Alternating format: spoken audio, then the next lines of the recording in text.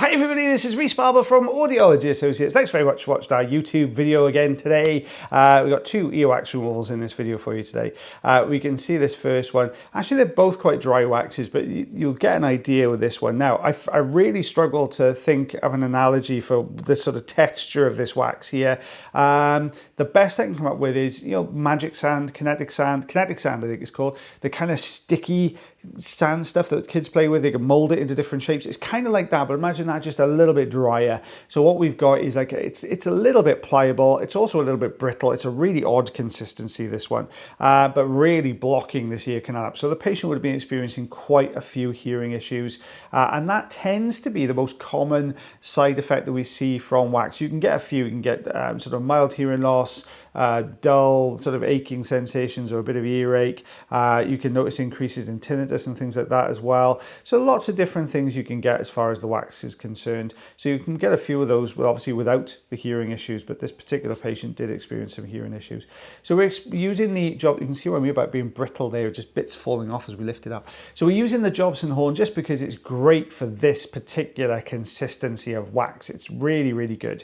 Now, whenever we're using a manual tool, whether that be a Jobson horn, whether it be a Rosen inserter, whether it be a St. Bart's hook, a crocodile forceps, what we're always really mindful of is that we don't want to press down onto the canal wall. Okay, so when you see us use these tools, we're not sort of dropping it onto the skin and dragging it along the skin, because that particular portion of the, well, all the ear canal is sensitive, the outer portion less so because it's got cartilage, there's a little bit more give to it, so it's not quite as sensitive as the deeper osseous bone surrounded portion of the ear canal. But what we tend to do with the wax is we tend to roll it. So we're going to roll it down the canal. Now, unfortunately, what can happen when you have a stickier type of wax is as you're rolling it, you can sometimes leave little bits of debris behind. Okay, so you're kind of laying down a little bit of hard wax debris. So what I'm doing here is switching it up now. We're going back to the standard size ulnar tube. And the reason we're doing that is because we want to lift this off the canal and take this away. Now, this particular patient had like an epidermal cyst. You'll see that in a second. It's right above the eardrum. Now, some people, get these a bit confused with things like exostoses, which are these kind of bony growths that you get underneath the canal wall skin, which can protrude out. If you've seen things like swimmer's ear, we've talked about that before, you get those very distinctive 3 exostoses, 1 at the top and 2 on either side. It doesn't look like that to me. You'll see it in a second. When we take this last piece of wax away here, I didn't see it really until we took this piece away. But when you have a little look, it almost looks like a little pearl, little white pearl just above the eardrum. So keep an eye out for that in a second, guys. So you will see that one after we've tidied everything up. Just got a little bit of dry, this is a mixture of dry wax, a couple of keratin flakes in there as well, which we expect to see on the outermost portion of the ear canal. Why? Because we have the epithelial migration, which is the movement of skin from the deepest portion of the ear canal to the outermost portion. Imagine it like a sleeve of conveyor belt. There's that epidermal cyst you'll see at the top right-hand corner of your screen. There he is, just above the handle of the malleus, literally pointing upwards there. Nothing to worry about. That is quite common in the ear canals. More common on the outer portion of the ear canal than the inner portion, but they can happen there. Nothing for us to be concerned about. We're not looking at anything nasty or sinister, and chances are the GP wouldn't really do anything about that anyway, to be perfectly honest.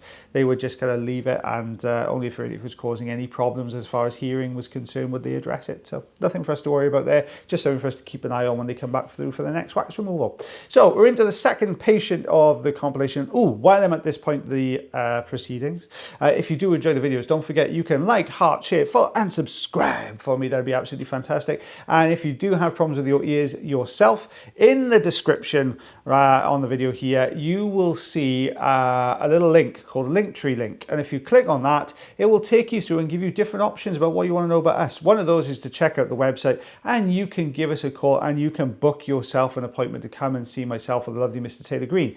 Coming up towards the middle of this month, there is a new website launching, and when that new website launches, you will also have the ability to book or reserve, I should say, an appointment online. So you won't even have to give us a ring if you wanted to. So don't forget to check that out in the coming weeks. All right, that'll be up as well. And you will be seeing Mr. Taylor Green again real soon. We've got a voiceover session this Friday, so I think you're going to see him for 2 videos coming up this week as well. So keep tuned for that one. one. I think probably the next two you'll see him for. Now, what we've got here, very, very deep wax, very soft wax. It is crumbly. It is down, right down on top of the eardrum into that osseous portion of the ear canal. We can see some keratin. Sorry guys, my video froze. So I was just saying you could see some keratin there to the right-hand side. Now what we're doing here is just lifting this section. I want to get it away from the eardrum. I want to get it away from the osseous portion of the ear canal. So I want to get it into the less sensitive cartilaginous portion, the outer portion of the ear canal there. Now because it's this soft, quite sticky consistency, what I'm having to do with the standard size ulnar tube here is just drop it on top of the wax, hold it there so all that looks at bits of debris get sucked in first, and then we're going to see if we can get a little bit of movement to the next section. That's exactly what I'm doing here. You can almost see the outline, the circular outline where I'm trying to get a grip here.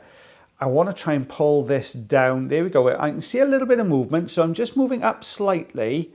Let's see if we can get a grip here. There we go. We're getting there. It's almost there. It's coming forward slowly. We can actually see the left-hand side of that plug just starting to rock forwards there.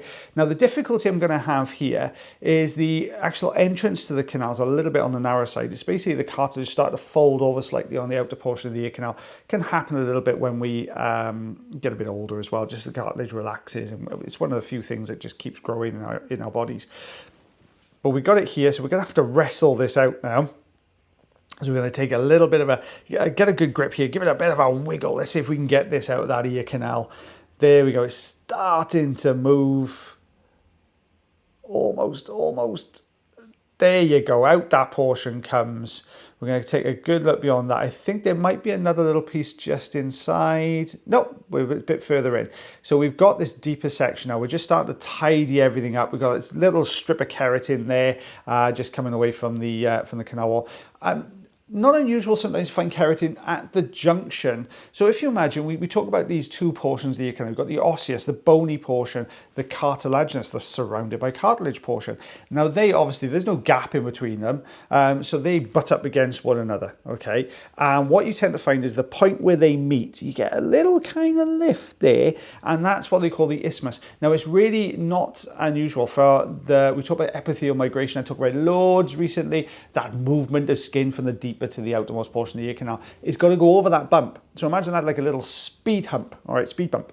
And what's going to happen is that sort of top layer of epithelial skin is already started dying off a little bit by the time it gets here. It just needs to lift, and it can lift off and detach from the layer underneath. So you will get these little strips of keratin that can form this almost ring at that particular portion of the ear canal.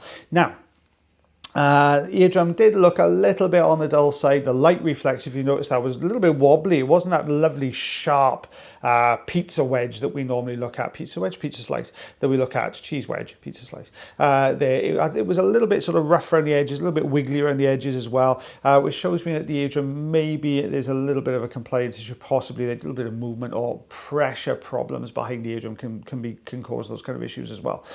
So we're just getting into the second ear canal here, or the other ear canal, because people don't have more than two. I get picked up about that loads in the comment section.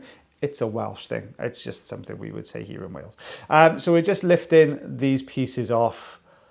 There we go. We're just trying to get a grip. Very, very soft. Now, on the topic of wax, it's very, very deep in the ear canal. It's almost right against the eardrum. Now, fun fact for all you wax lovers out there, basically you don't tend to produce wax in this particular portion of the ear canal. Okay, so this we talk about epithelial migration, the movement of the skin, moving out the ear canal. Now normally at this portion it is purely just skin. There might be a very, very thin layer of wax that travels along the canal at this portion of the ear canal, but it would mostly be skin that you'd find down here. So to have wax this deep in, what do you think could have caused this patient to have wax this deep in the ear canal? How many of you are yelling at your particular device you're watching this on right now? Yes, this is a classic case of cotton bud use, okay, or Q-tip use if you're a US viewer. Basically what's happened is they've pushed their wax deeper in. And the difficulty you have is when you push it deeper, that portion of the ear canal was never designed to do, don't think about it, back in the dawn of time when we were all cave people, Q-tips weren't invented. So you didn't go jamming sticks inside your ear to get the wax out. You didn't really do anything about it at all. It just migrated out on its own. So we are not developed in that way, you know, not genetically, what's the word I'm looking for? It's going to come to me in a minute. I've lost my train of thought. Yes, basically, that particular portion of the canal was never designed to expel wax. It was designed to aid the migration of skin.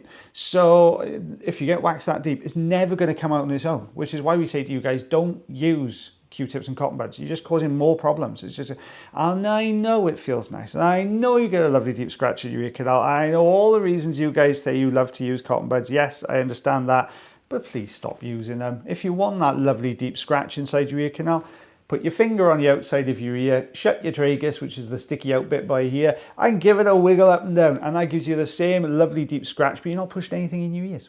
There you go. Top tip from Mr. B today for all you cotton bud lovers out there. So we're just taking away these little bits of keratin here. Very dull looking eardrum. Look at that eardrum. It looks sort of grey. You know, it's not that shiny, pearlescent. It's matte. So patients, some people just have matte eardrums. It can happen as we get older as well. Yeah, but this patient wasn't really experiencing any hearing issues apart from the fact that they had wax stuck all over the bottom of their eardrum. So we can see here we have 1/2 inch, which is 1.5 centimeters. And I just realized, I'm so sorry, I forgot to do the measurements in the first video. Naughty Mr. B, but you could have seen him yourself anyway, so you can have a little look. Guys, thank you so much for watching our video today. We love having you on the channel watching these videos. Don't forget, if you like them, heart, share, follow, subscribe, and like for me. That would be great. And if you do have any problems with your ears, check out the link tree in the description. Book yourself an appointment and don't sit on ear problems. Get them sorted out, please. That is my one bit of advice. And don't use cotton buds, so that's 2 bits of advice. But thank you so much for watching our video again today, guys. Take care of yourselves, take care of your ears, and take care of one another. And I think it's myself and the lovely Mr. Taylor Green's back tomorrow. Not tomorrow, for the next video, and I think for the video after that. So we'll see you then. Bye, everyone.